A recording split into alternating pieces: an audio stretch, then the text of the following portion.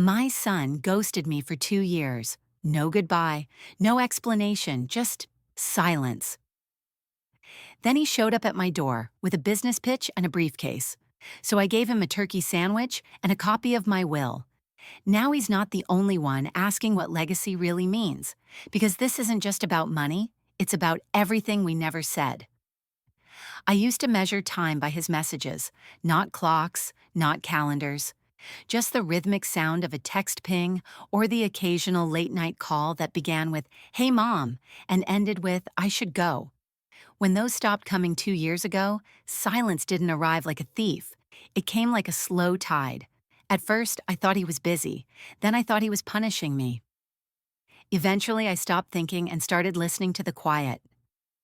My name is Eleanor Hart. I'm 57 and I live in a tidy 2-bedroom colonial on Brookvale Drive. The hydrangeas are always trimmed. My silverware is perfectly aligned. I have a standing grocery list and a habit of checking my front door twice before bed, just to be sure I locked it. I've lived alone since Declan left, first for college, then for reasons more complicated than geography. He's 27 now, an ambitious name in some circles, a digital startup maven, the kind who wears blazers with sneakers and speaks in buzzwords. I only know that because Iris, my sister, keeps tabs. She sends me articles sometimes. Declan Hart speaks on AI ethics at Stanford. The headline read last May. I remember seeing his picture. He looked older, angular, far from the boy who once collected rocks and lined them up by weight.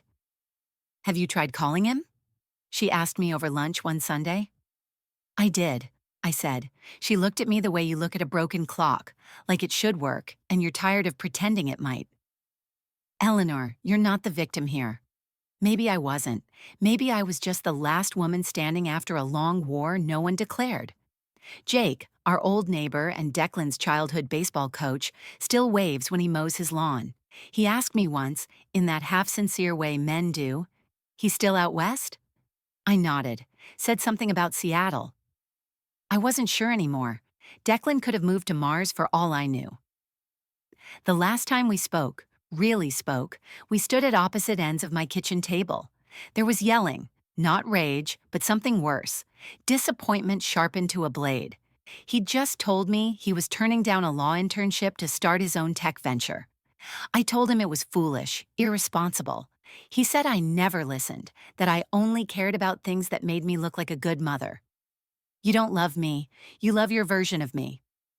I slapped the countertop, not him, just the wood, but it felt like a slap all the same. He left that night. No bags, no goodbye, just a door closing like a verdict. After that, there were missed birthdays, a returned Christmas package, a voicemail he never responded to. I kept the messages brief, updates about the house, the neighbors, his old cat who died last spring. I said I missed him once. No reply. I still cooked too much, made eggs for two, poured 2 cups of coffee some mornings, forgetting? Or maybe not forgetting at all. The photos stayed up longer than they should have. His graduation picture faded from sunlight, a family vacation snapshot. Us at the Grand Canyon. He's smiling with ice cream in hand, and I'm looking at my phone. I took it down 2 months ago, not out of bitterness, just because it didn't belong anymore. The mornings were the worst. That sliver of time between waking and remembering. I'd sit by the window, cup in hand, watching the mail truck rumble by, always hoping for something addressed in his handwriting. There never was. Then last Tuesday, the doorbell rang. It was 6:18 in the evening. Dusk clung to the trees. I had just set a pot of water to boil when I heard it. A sharp, deliberate chime that echoed through the house like a foreign sound. No one ever rang my doorbell, not since Declan. I wiped my hands on a dish towel and walked to the door. There was a strange calmness in my chest, the kind that settles before the storm. When I opened it, I forgot to breathe. He was standing there, wearing a navy suit jacket over a white t-shirt. His hair was shorter, darker, styled in a way I'd never seen. His eyes, those same storm-colored eyes he got from his father, met mine with an unreadable expression. "Hey, Mom." 2 years. That's what he opened with. I nodded. "Declan." He held a leather briefcase in one hand, casual, like he was arriving for a meeting, not a reunion. "I'd like to come in. I I have something I want to talk to you about. Something about the way he said talk felt rehearsed. I stepped aside. He walked in, paused by the living room, glanced around. The air felt too still. Do you want a sandwich? I asked. It was the only thing I could think to say. He hesitated, then nodded. Sure. In the kitchen, I laid out 2 slices of wheat bread, turkey, a thin spread of mustard. He didn't speak. Neither did I. Just the sound of a fridge door, the cut of a knife. I slid the plate across the counter. He didn't touch it. Instead, he reached into his briefcase and pulled out a glossy binder, set it beside the plate like an offering. I'm launching a new platform, AI for social good. Decentralized, secure.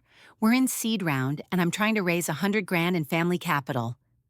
I stared at the sandwich, then at him. 100 grand, I repeated. He nodded, smooth. You'd be getting in early. There's a solid valuation trajectory. I thought maybe you'd want to be part of it. There was no malice in his voice, just detachment, like this was normal, like the past 2 years had been a prelude to a pitch. I walked to the side drawer and opened it, pulled out an envelope, crisp, sealed. This is my will, I said. He looked confused. What? If you want a part of me, this is all that's left. You stopped asking for the rest. His mouth opened slightly, then closed. He didn't pick up the sandwich, didn't even touch the binder again. We stood in that kitchen, 2 strangers with shared DNA and a mountain of unsaid things between us. I watched as he turned and walked out the door. No goodbye this time either. It's strange the things you inherit without ever agreeing to them. My mother believed in ironed linens and silent strength. She wore her grief like pearls, tight around the neck, decorative but choking. She never raised her voice, never raised her hand, but she could raise shame like a cathedral. Sit up straight, speak only when asked. A good woman doesn't need to be reminded, she anticipates. That was her legacy, politeness mistaken for love, obedience sold as safety. I didn't question it then. I absorbed it, learned that emotions were messy and better left at the door like muddy shoes. I became efficient, useful, good. I earned my place by not making noise, by coloring inside the lines so carefully that the paper tore. Motherhood, when it came, felt like a test I had studied for too long. When Declan was born, I told myself I'd do better than my mother. I'd offer more. I'd give him the security she never gave me. But all I had to give was structure. I made charts for feeding times, color-coded his schedule, tracked his milestones like an accountant with something to prove. He was a bright child, curious, talked early, walked early, questioned everything. That was when I started to feel out of my depth, when his needs became unpredictable. He wanted stories at night, but I was too tired. He cried when I left for work, and I told him big boys didn't need coddling. What I thought was teaching him strength was really teaching him silence. Preston didn't help. His father was a man who measured love in transactions. He paid for piano lessons, but never asked Declan to play. He bought Christmas gifts, but never stayed for the unwrapping. Declan once made him a Father's Day card. Hand-drawn, sloppy, beautiful. Preston tossed it in the trash before even reading it. Don't make a big deal out of feelings, he told me once after I confronted him. It makes boys weak. Declan was 10 when I realized he stopped coming to me for comfort. He'd skin his knee and rinse it off himself. He'd get an A and mention it casually, never seeking praise. At 12, he started spending more time in his room. At 14, he was already researching scholarships, anything to get out. He wasn't cold, just careful.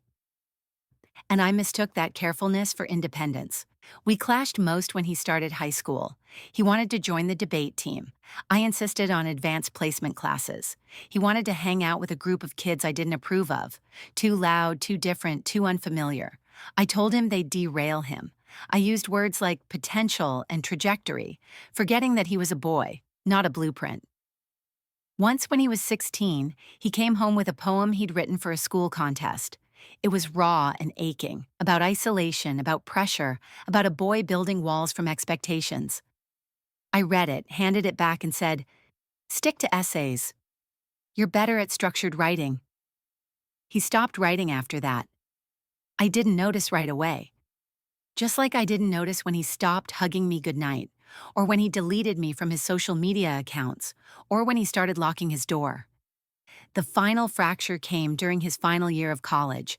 I was paying part of his tuition, and I expected him to follow the plan: law school, firm job, security.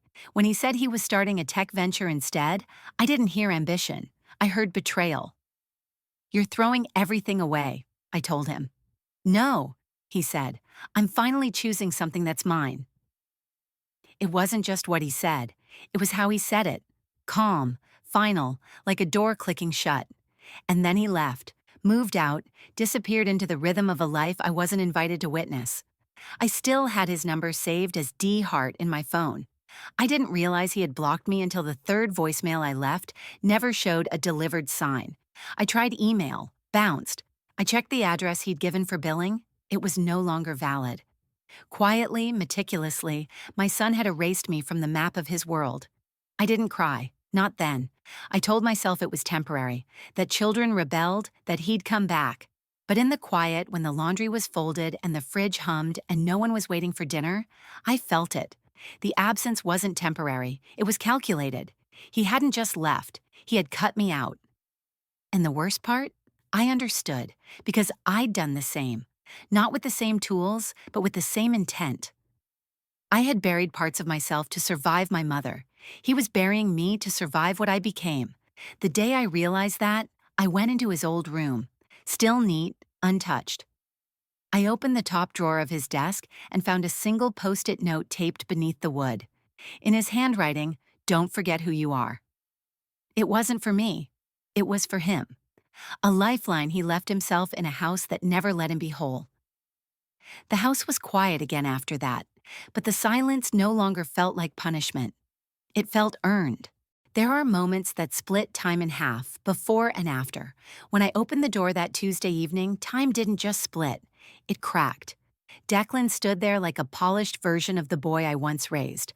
Taller, leaner, wrapped in an expensive-looking jacket that hugged his shoulders too tightly, like even his clothes were bracing for conflict.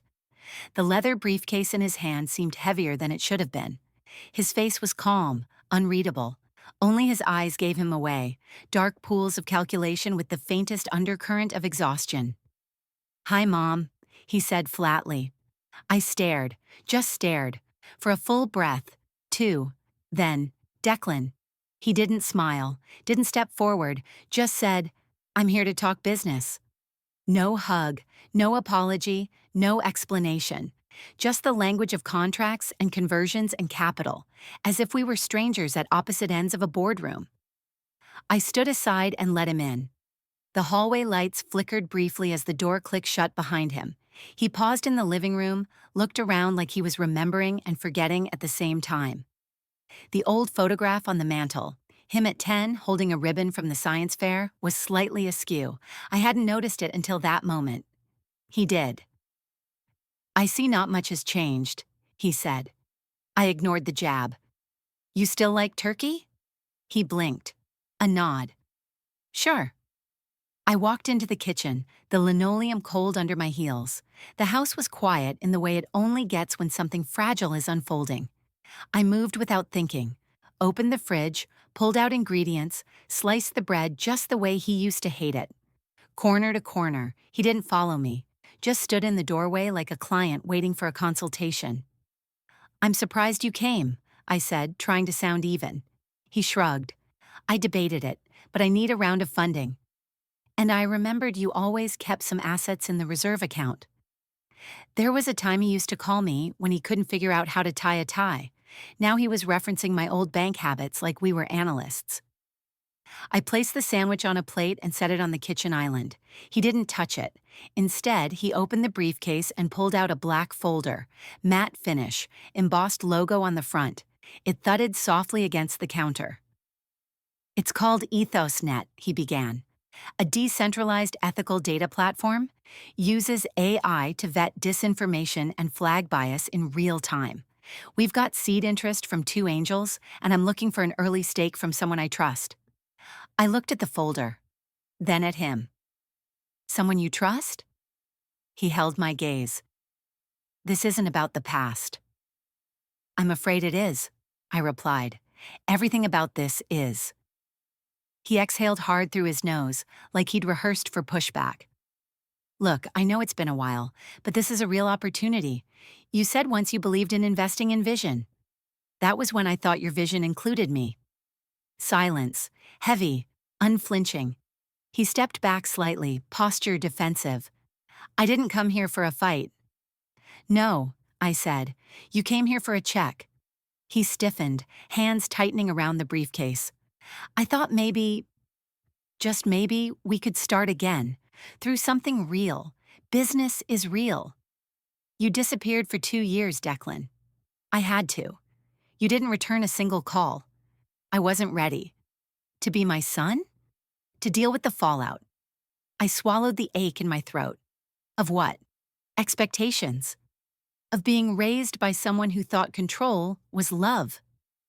There it was, the sentence that sat like a loaded gun between us. I could have defended myself, could have said I was doing my best, that I had given him everything I knew how to give, that I grew up in a home where love was measured by sacrifice and softness was punished. But none of it mattered now, not in the face of the silence we had cultivated like a shared crop. Instead, I walked over to the drawer by the sink, the one I kept my emergency papers in, insurance forms, power of attorney, the documents you prepare when you're tired of guessing who will show up at your deathbed. I pulled out a sealed envelope and laid it on the counter next to his glossy pitch deck. "What's this?" he asked. "My will," I said. He blinked. "Your what?" I rewrote it last month, after the hospital scare. I thought if something happened, someone should know. His voice wavered. "I didn't know you were sick. You didn't know anything. You chose not to." He looked at the envelope like it might bite him. "Why are you giving this to me now?" "Because if you want a part of me, this is all that's left." The room went so quiet I could hear the tick of the wall clock. I didn't come here to be guilt-tripped. "No," I said softly, "you came for money, but all I have left to give you is truth. And a choice." He stared at me, then at the sandwich, untouched and now slightly curling at the edges. He didn't pick it up. "Keep the will," he said eventually. "I'll figure something else out." He grabbed the folder, shoved it back into the briefcase, and stepped toward the door. "I hope your startup works," I said, not out of sarcasm, but something close to sorrow. He paused, hand on the doorknob. "It already did," he said. "I just wanted to see if you'd back me, not the product." Then he left. No hug, no "I'll call you." Just the creak of the door, the echo of shoes on concrete, and the sandwich still sitting on the counter. I stood there for a long while after, watching the condensation from his untouched glass drip slowly down the sides. Time cracked again, and this time I didn't bother trying to fix it. The cardiologist had called it a warning, but it felt more like a prophecy, a skipped beat, a tightness in the chest that spread like ink in water. One moment I was unloading groceries, the next I was on the kitchen floor staring at the ceiling fan, wondering if this was it. It wasn't, not yet, but it made things feel sharper, louder, and it made me realize that death wouldn't wait for reconciliation. That's why I rewrote the will, not to punish, not to forgive, just to put things in order. I stripped it of sentiment. What little I had left, I gave away carefully, some to charities, some to Iris, and yes, still a portion to Declan, because some part of me couldn't sever that final tie. Maybe it was guilt, maybe it was hope disguised as paperwork. When I placed that envelope on the counter next to his pitch folder, I expected confusion. I didn't expect contempt. "You think this is a substitute for parenting?"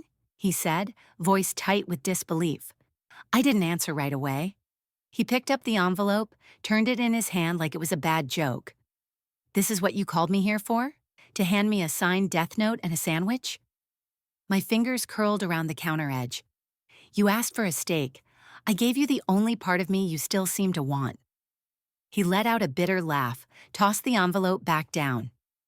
"You never really saw me, did you? Not once. You saw my test scores, my internships, my press quotes, but never me." "I saw you," I said. "I raised you." "Number you managed me." The words hit harder than I thought they would, harder than they should have. "I was trying to protect you," I said quietly.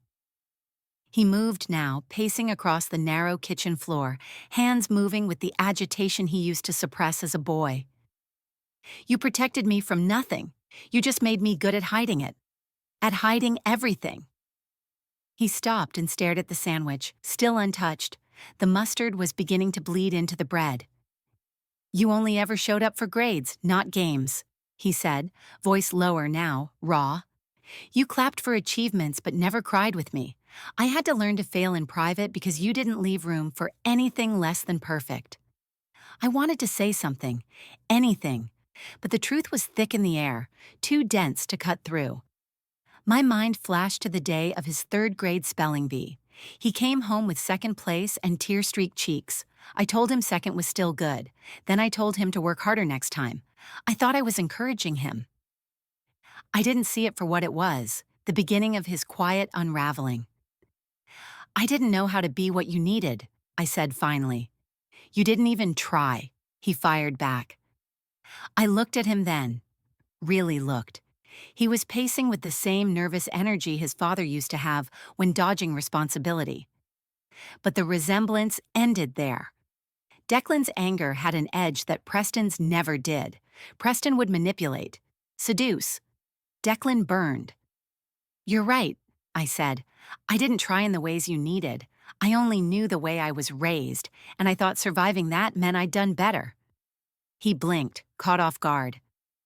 I thought turning silence into structure was love, that keeping you fed, educated, and prepared was enough. Well, it wasn't, he said, eyes glistening now. I needed warmth. I needed to be allowed to screw up without feeling like I was failing your entire legacy. I moved toward him, slowly. He stiffened, but didn't step back. You think I didn't want to be different from her? I whispered. But when she died, I didn't cry. That terrified me. I thought I was turning into her. He looked at me then, not as the enemy, but as someone slightly less invincible than he remembered. But I'm not her, I added. And I know it's too late to give you the childhood you deserved, but I don't want to leave this life pretending we never broke.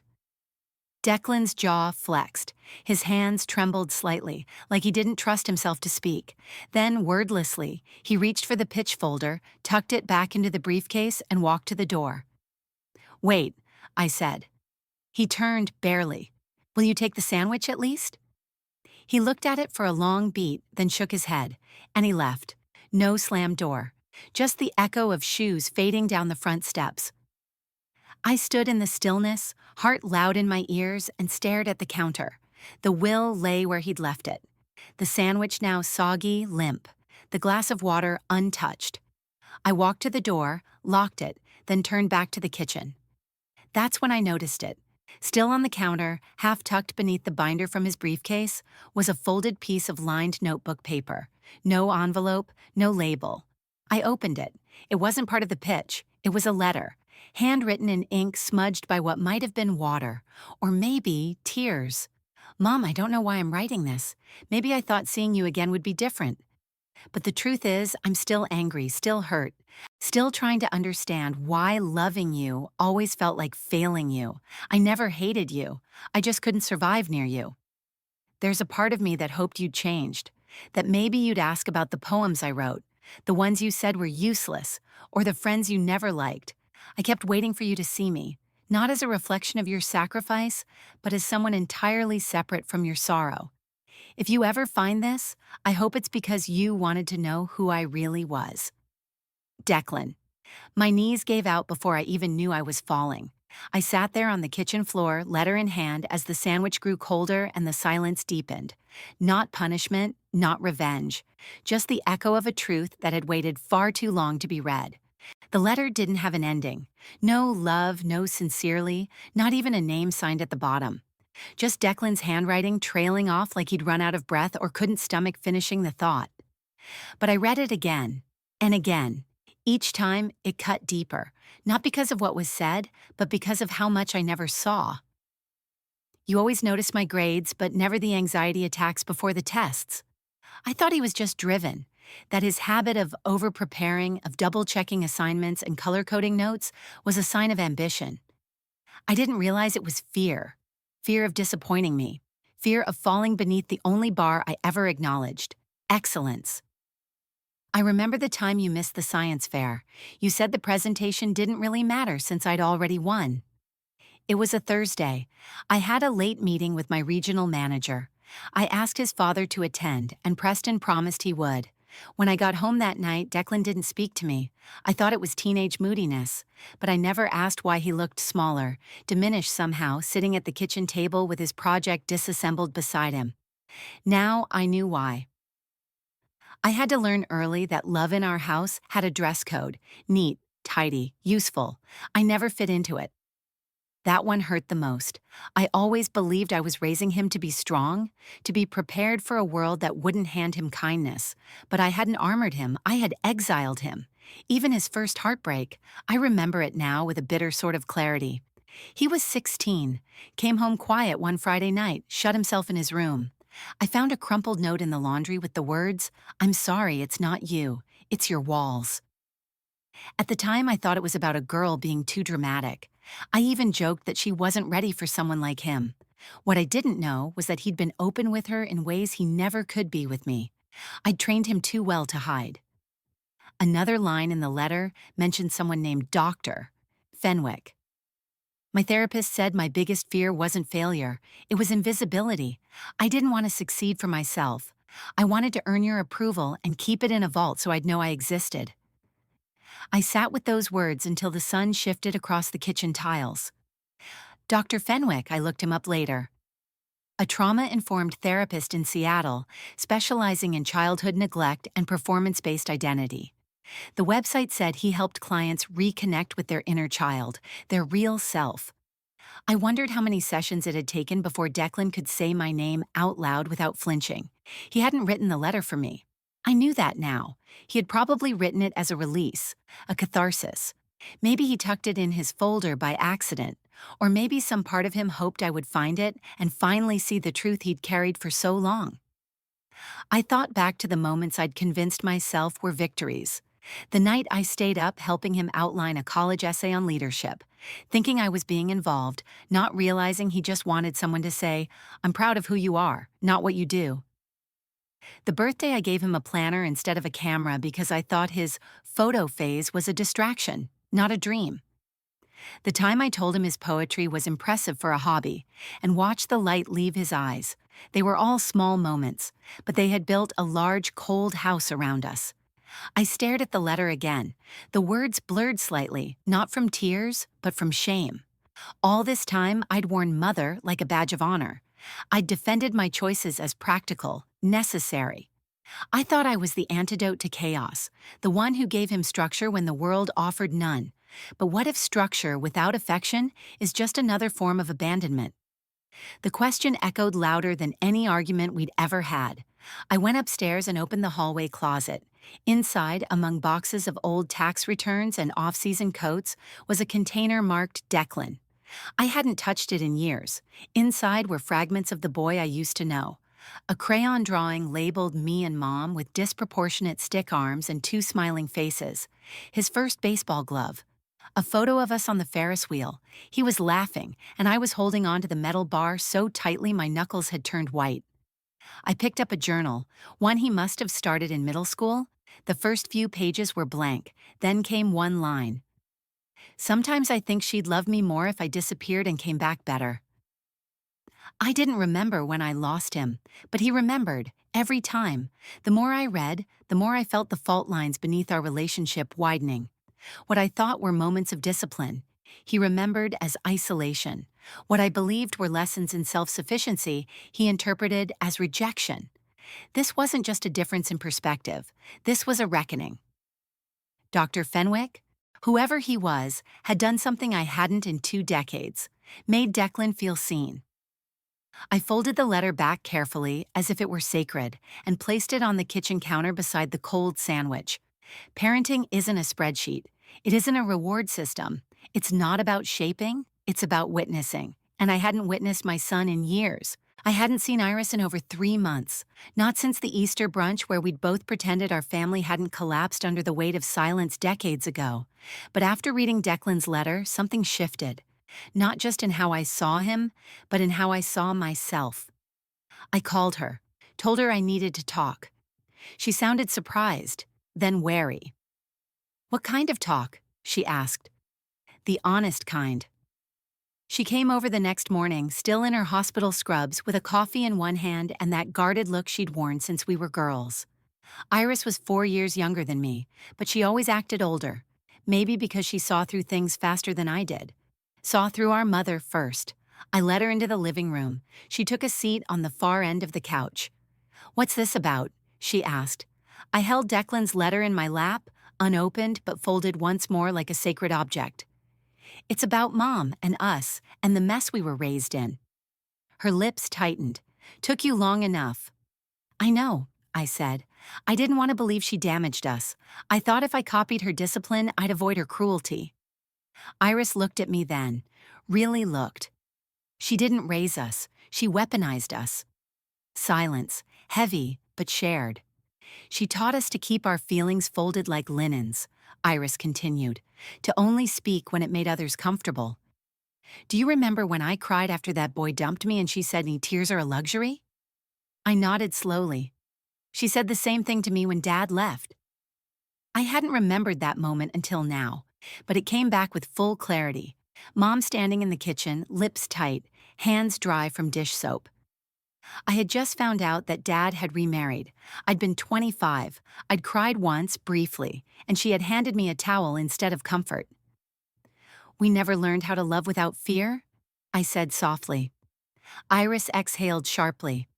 "You always carried it forward more than I did. I ran from it. You built a house from it." The words weren't meant to wound, but they did. Still, I nodded. She was right. I was afraid softness would make me weak. "Softness wouldn't have made you weak," she said. "It would have made you human." I looked around my living room, everything in place, clean, neutral, a museum of control. "I think I need help," I admitted. Iris didn't blink. "You do." That same week, I booked a therapy appointment. The intake form asked for primary concerns. I wrote, emotional numbness, estranged family, fear of failure as a mother. My therapist's name was Marla. She had kind eyes and asked careful questions. She didn't tell me what I wanted to hear. She asked me what I was afraid to say. By our third session, I had said it. "I don't know if I ever really knew how to love my son." She asked why. I told her about my mother, about my childhood home where silence was golden and praise was earned only through self-erasure, where emotions were dismissed as weakness, where motherhood was taught as obligation, not connection. I started journaling after that. At first it was awkward. Lists of memories, bullet points, stiff sentences. But then the words began to pour, confessions, regrets, questions. I wrote about the day I saw Declan for the last time before he left for college, and how I couldn't hug him without feeling like I was breaking character. I wrote, I wanted to tell him I was proud. I just didn't know how to say it without sounding weak. Then, why did I ever believe love had to be earned? And finally, maybe it's not too late to learn a new way to love. One morning, I walked through the hallway lined with family portraits, framed memories of posed smiles and matching outfits. They felt dishonest now, like armor. I took them down one by one. In their place, I hung the few candid photos I had. Declan at 4, laughing in the sprinkler, Iris asleep on the couch, mouth open mid-snore. A snapshot Jake once took of me and Declan sitting at a park bench, mid-laugh, off guard. I let those moments breathe on the wall, imperfect, true. I noticed other small changes. I spoke more slowly now. I asked questions I never would have before. I called Jake and told him I was sorry I'd been so distant after Declan left. He told me he was glad I was still trying. Growth wasn't loud, it was slow, subtle, but I felt it like a shift in weather. Then, one afternoon, as Iris and I sat outside drinking iced tea, she looked at me with a guilt I hadn't seen in her before. "There's something I should have told you," she said. I set my glass down. "I knew where Declan was, the whole time." I blinked. "You... what?" "He stayed with me. Not the whole 2 years, but for a while. After he cut contact, he was a mess. Angry, hurt. But I didn't say anything because I didn't think you were ready to hear it." Silence thundered between us. "You let me think he vanished," I said slowly, trying to control the tremor in my voice. I let you live with the silence you created, she said. It was brutal, but not untrue.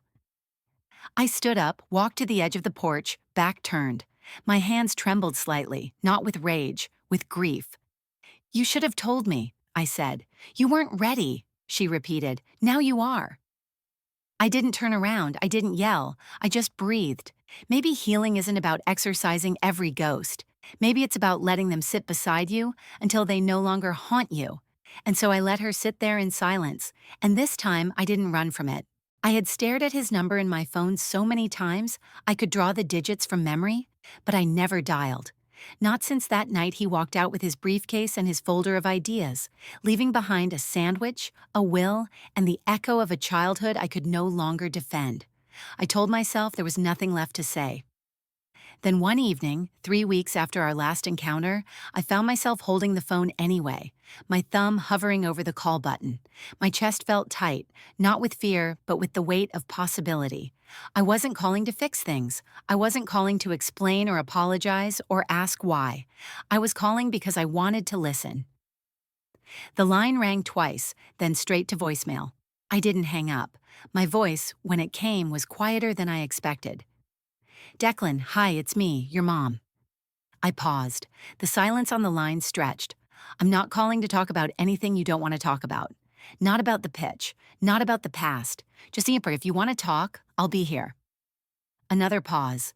Then, before I could change my mind, not for money, just for you. I ended the message, heart pounding harder than it had during my health scare.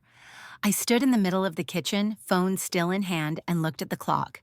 It was 5:47 p.m., dinner time. On impulse, I pulled out the ingredients for Declan's favorite childhood meal: meatloaf, mashed potatoes with extra butter, green beans sautéed in garlic. I moved around the kitchen in a kind of quiet ritual, each motion slow and intentional. Not rushed, not performative, just grounded. I didn't expect him to show up, but I set a second place anyway. 2 plates, 2 glasses, a folded napkin beside his fork. I ate alone. The second plate sat untouched, just like the sandwich before it. I didn't cry. I didn't text. I just cleared the dishes, packed up the leftovers, and left the place setting on the table until morning. The next night, I called again. Hi, it's me. No pressure to call back. I just wanted to say I hope you're okay. I made your meatloaf last night. Too much garlic as usual. A soft laugh escaped my lips, the kind that breaks halfway through. I miss hearing you laugh. I hung up, set the phone down beside my tea. The following day, I didn't call. I sat with the stillness instead. Let it stretch, let it settle. But the day after that, I picked up the phone again. Hey, December. I found one of your old journals, the one with the red spiral binding. You used to write lyrics in it. Do you still write? My voice cracked slightly, but I didn't edit the message. I didn't erase the vulnerability. This became a new kind of rhythm. Not pleading, not expecting, just reaching. And somewhere in the process, something shifted. Not in him, but in me. I stopped imagining the moment he'd call back, full of apologies and tears. I stopped constructing scenarios in my head where we'd sit across from each other and say all the right things in all the right order. Instead, I started writing in my journal again. Only now I wrote about me. Not as a mother, not as a failure, but as a woman who had lived a life filled with silence and noise, regrets and love, mistakes and small acts of courage. I wrote about my childhood, about Iris, about the day I realized I'd never asked Declan if he was happy, only if he was on track. I wrote about my garden and the way the hydrangeas still bloomed even when I forgot to tend to them. And I wrote this: maybe the way back isn't through fixing what's broken. Maybe it's through owning the break and still showing up anyway. That line sat with me for days. Each voicemail I left after that became less about Declan answering and more about me offering presence. I told him about a book I read, a song I heard, the time Jake dropped off a pie and told me I was looking stronger. And still, no reply. But I didn't stop. I didn't let the silence become a reason to retreat, because I wasn't waiting for him to rescue me anymore. I was learning how to rescue myself. I wasn't expecting the knock when it came. It was a Thursday evening, light still stretching across the sky in lazy streaks. I just set a kettle on the stove when I heard it. Two quiet taps, not the doorbell. Just knuckles against wood, as if the person on the other side wasn't sure they were welcome. When I opened the door, there he was. Declan, thinner. Not drastically, but enough to notice. His eyes, once sharp and quick, now lingered longer before landing. He wore a dark hoodie and jeans, no blazer, no briefcase. Just his hands shoved deep into his pockets and a guarded look that gave away more than he probably intended. "Hey," he said, eyes flicking to the floor. I didn't ask why he was here. I didn't mention the letter, or the calls, or the food that had gone cold waiting for him night after night. I just stepped aside. "Come in." He moved past me quietly, his shoes barely making a sound on the hardwood. He sat down at the kitchen table like it was unfamiliar territory. His shoulders curled slightly inward, like he was trying to take up less space than he used to. "Tea?" I asked. He nodded. "Yeah, sure." I busied myself with the kettle, measuring leaves into the old blue teapot. The air between us hummed with all the things we weren't saying.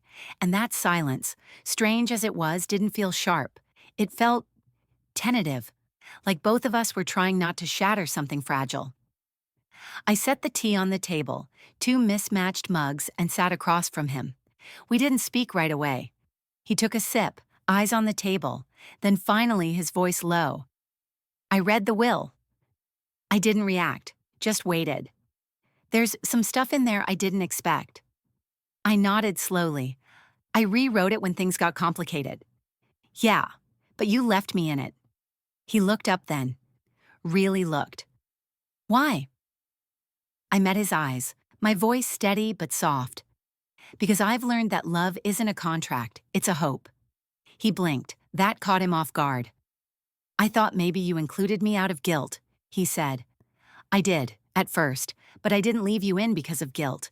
I left you in because I'm not giving up on you. Or us." Declan sat back in his chair, rubbed his hands together like he was trying to warm up. "I used to think the only thing that mattered was proving I didn't need you," he said, "that if I could just build something big enough, fast enough, you'd see me." My breath caught, but I didn't interrupt.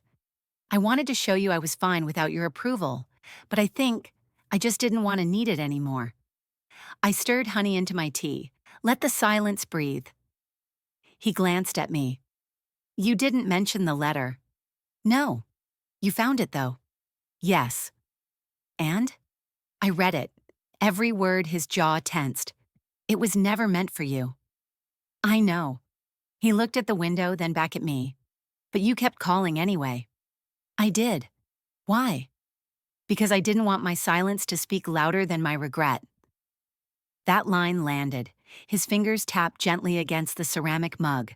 We sat there for a long time, neither trying to force anything.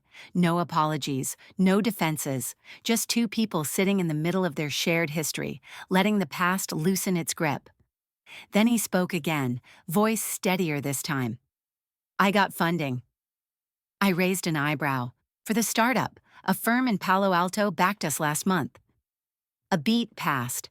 I smiled, small but genuine. "That's good. Congratulations." He hesitated, then said it. "I didn't really need your money. I wanted to see if you'd back me." I felt that deep in my chest. All those years I thought I was offering him the best parts of myself: stability, security, preparation. I hadn't once considered that maybe all he ever wanted was something I never gave freely: belief. "I'm sorry," I said. Not loud, not performative, just enough. "I'm not asking for that," he replied. "I'm not giving it for you," I said. "I'm giving it because I finally believe it myself." He nodded slowly. We didn't hug, we didn't cry, but something shifted in that quiet moment. Something real. The air between us wasn't clear, but it wasn't toxic anymore either. We finished our tea. He stood to leave, but paused at the door. "I might call next week," he said. "No pressure," I replied. He nodded, one hand on the knob. Then, "Thanks for the tea." "Thanks for drinking it this time." a hint of a smile. Then he was gone. But this time, the silence he left behind didn't feel empty. It felt like the space before something begins. It started with lunch, not a declaration of healing, not a dramatic reunion, just a quiet table at a corner cafe on 7th Street. Neutral ground, 1 hour. He picked the place. I picked up the check. We didn't talk about the past. We didn't need to. It hovered around us like smoke, acknowledged only by the way we both took deeper breaths before speaking. But he showed up, and so did I. That was enough. After that, it became a ritual. First monthly, then every 3 weeks, always the same. A different cafe or diner, sometimes the park, but never anyone's home. Declan was still guarded. I could see it in the way he scanned the room, in how he always sat facing the exit. But he listened when I spoke, and more importantly, he spoke back. We talked about safe things first: work, food, movies. Then slowly, life crept in through the cracks. He told me about the startup launch, not in a pitch voice, but with something that almost resembled pride. "We're stable now," he said one afternoon, stirring his coffee. "Series A closed. Press picked us up. There's even a podcast episode floating around." "That's good," I said. He glanced up. "It is, and I wanted you to know. Not because I need anything, but because it feels different when I tell you now." That sentence lingered, a quiet offering. I nodded. "Thank you for saying that." Meanwhile, life outside our lunches shifted in subtle, telling ways. Jake, the neighbor I once kept at a polite distance, began dropping by more often. First with extra vegetables from his garden, then with a box of books from his late wife's collection. Eventually, we started walking together in the mornings. Not romantic, not yet. Just two people who'd spent enough time alone to understand the value of quiet companionship. One morning, after a shared silence on the porch swing, he asked, "Have you ever written it down?" "Any of it?" I hesitated. "Some. You should write more." So I did. I found a local writing group that met every Wednesday in the library's old community room. A mix of retirees, young creatives, and one or two single dads rediscovering their voices. I read one of my essays aloud, a piece about silence and doorways, and the things we hand to our children without realizing we've passed them on. It was the first time I'd shared my story without editing the grief out of it. They clapped when I finished, but more than that, they listened. I started bringing a journal with me wherever I went. A new one, navy blue, lined pages. Inside, I didn't write for Declan or for Marla or even for the group. I wrote for me. At our next lunch, I noticed Declan pull out a notebook of his own. Slate gray, leather-bound. He caught me looking and smirked. "Therapy homework," he said. "Writing?" "Yeah, Dr. Fenwick swears by it." I smiled. "Seems we're both journaling now." He tapped the cover. "Guess we're more alike than we thought." Another silent thread stitched between us.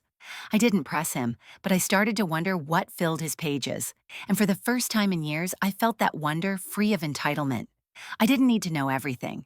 I just wanted him to know I cared enough to ask, when he was ready to tell me. One afternoon, I came across a box in the attic. It held a stack of unopened letters, ones I had written Declan in the early months after he left. I had kept copies, believing someday he might want them.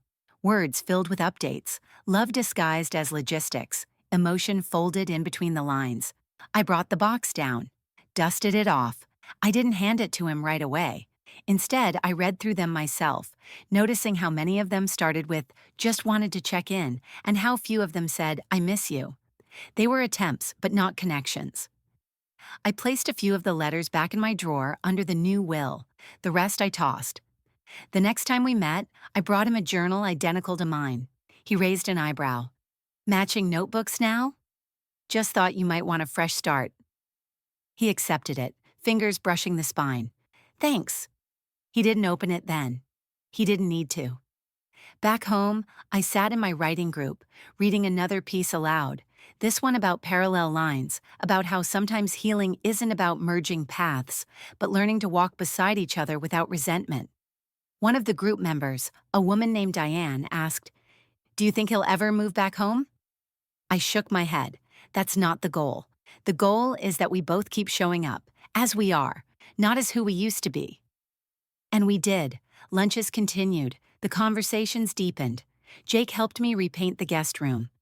Iris called less, but when she did, her voice no longer carried judgment. Life didn't fix itself, but it no longer felt like something broken.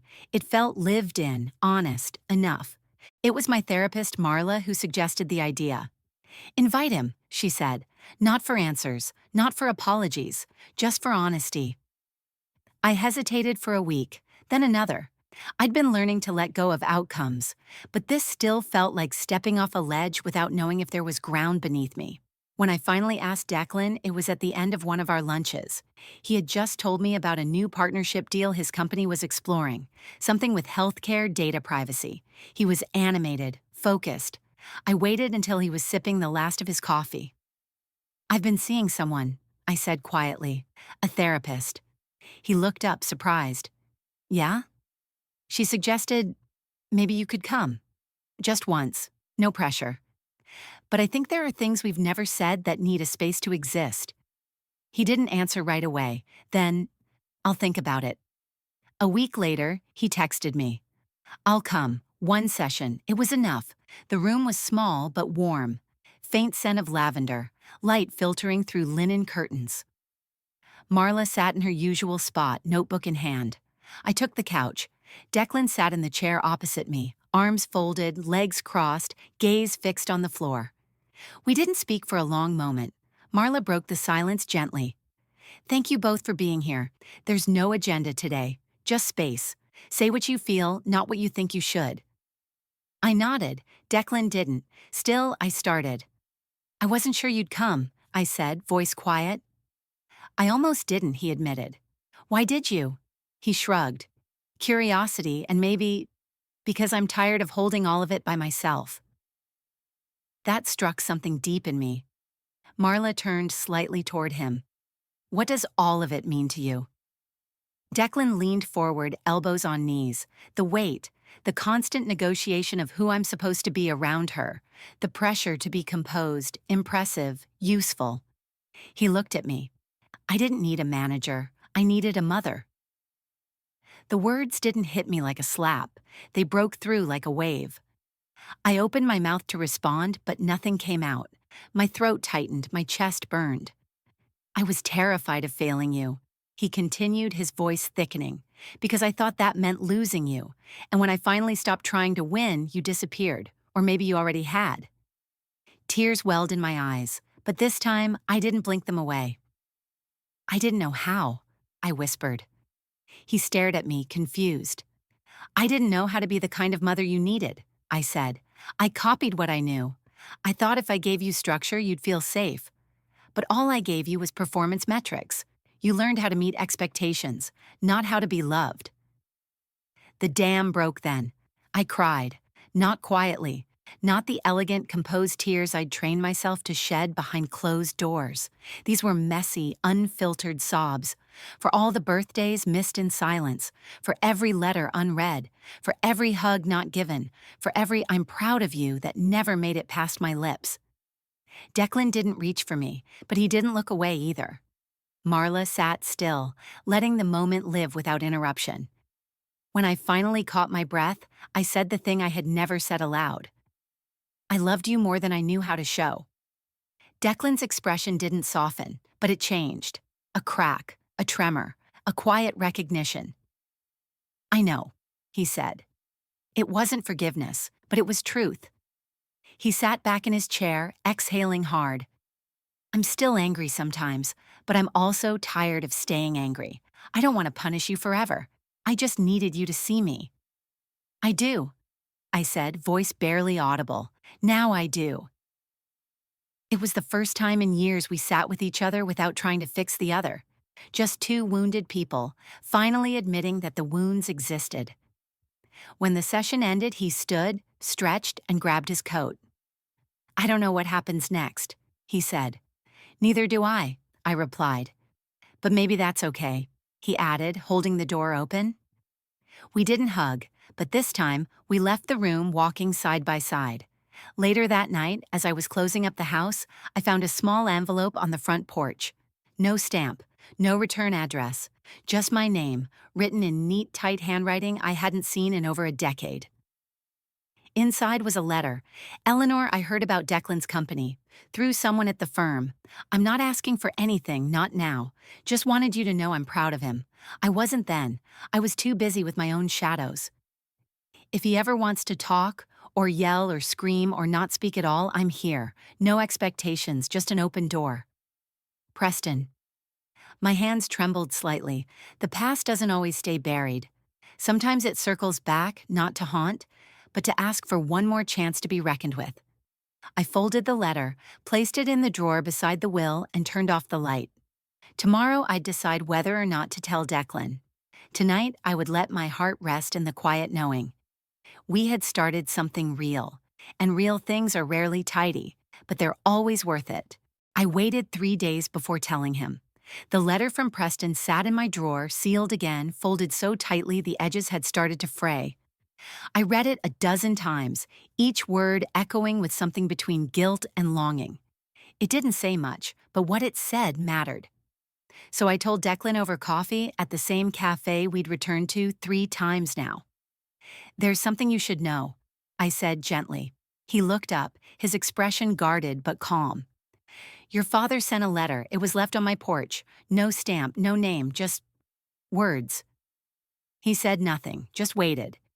"He heard about your company, said he was proud, said he was open if you ever wanted to speak, but there are no expectations." Declan sat back slowly, took a breath. The mug in his hand trembled slightly. "Do you want to read it?" I asked. He shook his head. "No," he said, firm but not cruel. "I don't need anything from him." I nodded. "Okay." Another pause. "But thank you," he added, "for telling me, for not deciding for me." There was something in that moment, an unspoken understanding that families aren't built solely by blood or bound by obligation. They're defined by presence, by persistence, by who shows up when it matters. "You're my family now," he said, eyes steady. "You showed up." That line stayed with me long after we parted ways that day. It wasn't grand, it wasn't poetic, but it was honest, and it was enough. When Thanksgiving rolled around, I didn't expect anything. For years, that day had been a reminder of everything we'd lost. Empty chairs, untouched casseroles, polite text messages that never went deeper than "hope you're well." But this year, a week before the holiday, Declan asked casually, "What are you doing next Thursday?" "Just the usual," I said, "cooking too much, eating too little." He smiled barely. "Need a sous chef?" I tried to play it cool. I think I could make room for one. And so, for the first time in nearly a decade, we made Thanksgiving together. He arrived early, holding a grocery bag and wearing a hoodie stained with flour. "I've been trying out a stuffing recipe," he said. "No guarantees." He took the lead in the kitchen. I watched as he moved with a quiet confidence, chopping onions, sautéing celery, adjusting seasoning with little tastes from the wooden spoon. "Where'd you learn to cook like this?" I asked. "Trial and error," he said. "Mostly error." I set the table. It felt symbolic. Me laying the foundation, him filling the space with something nourishing. Not just the food, the effort, the energy. I used the tablecloth I'd kept boxed up for years, the one we only used during good holidays, back when the family still pretended it was whole. We didn't talk about the past, but it lingered in the background, not as a shadow, but as part of the room's architecture, acknowledged, not ignored. We ate slowly, talked about things that didn't carry weight. New films, his latest tech headaches, the weird neighbor down the street who decorates too early for Christmas. At one point, I noticed the way he kept refilling my glass before I could ask. The way he offered to do the dishes without being prompted. The way he called Jake, that guy who clearly likes you but is too chicken to say it. I laughed, and for the first time, it didn't sound like an apology. After the meal, we sat by the window, watching the wind twist the last of the autumn leaves off the trees. "This was nice," he said, voice low. "Simple." I nodded. I wasn't sure we'd ever get back here. He looked at me and then away. We're not back. We're somewhere new. And he was right. This wasn't a return. It was a beginning. I thought about all the years I'd spent chasing perfection, control, a sense of order that never delivered peace.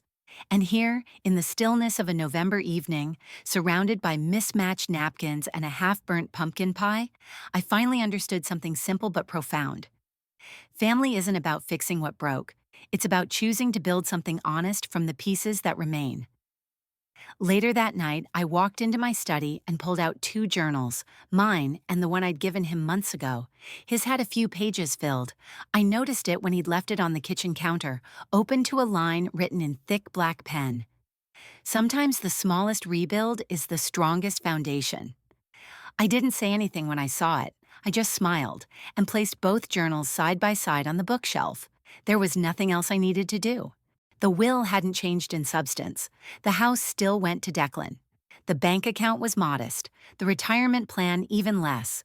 A few personal items were set aside for Iris, and the rest divided between a scholarship fund and the animal shelter on Monroe Street. But I added something new. Not a clause, not a codicil, a letter. It was folded once on cream paper, ink dark and deliberate. I placed it inside the envelope with the official documents and sealed it with a paperclip, not glue. Just enough to say, "This matters too." That morning, I sat in the living room chair by the window, sunlight spilling onto the floor in long, honeyed lines. My journal rested on the side table, open to the last page. A copy of the letter lay beside it, and I read it aloud. To my son, Declan. If you are reading this, then time has moved in a direction neither of us could stop. I hope you are well. I hope you are still building, still questioning, still showing up in the way you always do, with quiet intensity and the kind of intelligence that doesn't need to be loud to be heard. I give you not things, but truths I never dared to speak while I was living. The first is this: I didn't know what love was until you walked away. Not because I stopped loving you, but because your absence made me realize how often I mistook control for care. The second, everything I tried to teach you about strength was really about fear. I was afraid the world would break you if I didn't harden you first. I was wrong. And finally this: you were never the problem. You were the mirror. And I avoided that reflection for too long. You are my greatest legacy, not because of what you do, but because of who you are. And because you taught me, in the end, how to be honest. If nothing else, let this be what I leave behind. One woman's attempt at redemption, at truth, at love. Late but real. I folded the letter gently, slid it back inside the envelope, and pressed it flat. Then I stood and walked to the hall closet, where I kept the important things. Not just documents, but memories. There was a small box tucked behind old winter scarves and forgotten receipts. Inside, Declan's baby shoes. Soft leather, worn at the toes, one with a faint stain I never managed to scrub out. He used to insist on wearing them indoors, even in summer. Fast shoes, he'd called them. Said they made him run like lightning. I placed the will beside them. No ceremony, no dramatic music, just reverence. I closed the box and slid it back into the dark. Legacy, I'd come to realize, isn't what we leave behind in our bank accounts or family heirlooms. It's what we pass on in the pauses, in the repairs, in the courage to say things we couldn't before. Declan arrived a few minutes later. He didn't knock anymore. He walked in holding 2 cups of coffee, one hand balancing a paper bag with scones. "You ready for brunch?" he asked. I smiled, not the polite, practiced smile of years past, but something lighter, something real. "Yes," I said. "I'm ready." He handed me the coffee, sat across from me at the table. We didn't talk about the past that day. We didn't need to. We talked about small things. The garden, his latest bug fix at work, a podcast episode about fathers and sons that he'd liked, even though it made him uncomfortable. He asked about my writing group. I asked about his next project. The silence between our words wasn't heavy anymore. It was soft, familiar. After brunch, he offered to help with the dishes. I declined. "Go, live your life," I said. He hugged me before he left. A real hug, firm, full. I held on a moment longer than he did. When the door closed behind him, I didn't feel the ache of departure.